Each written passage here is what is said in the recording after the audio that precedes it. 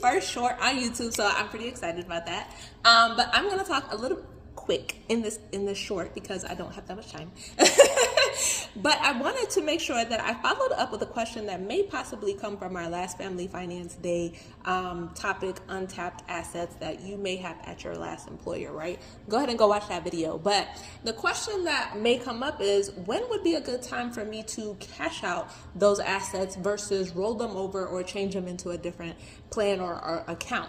Right? And so the first thing I thought about is, one, well, yes, depending on the penalties and the fees associated with you cashing out that account, if it's a retirement account or something like that. Obviously, depending on your financial situation, are you married? Do you have more accounts? Do you have children? Or do you have their account set up? Like, all of these things, how much money do you have to invest now?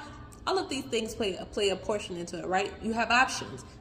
You always have an option. And this is why we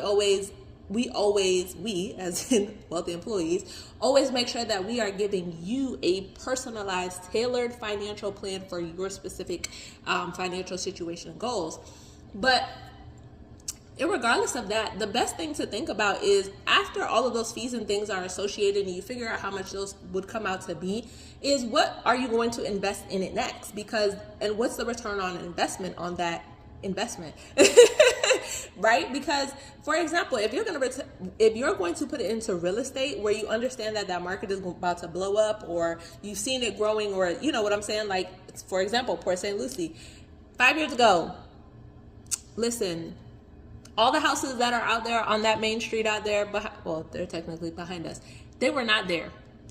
Hundreds of houses out there were not there 5 years ago, okay? Port St. Lucie blew up quick. Right? So if you know of a market like that, or even if you want to get into a market that is, that hasn't blown up yet, or is just the cost of living is a little bit lower. So for example, somewhere in like certain parts of Georgia or Virginia, or even like St. Louis or something like that, where you can take that certain amount of money that is going to be left over from those penalties and fees and invest it to where you can grow equity in your real estate portfolio.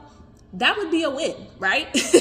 So if you like for example, if you have $50,000 after penalties and fees, you're gonna have $30,000 left over. You take the $30,000, you buy a house or two, depending again where you invest.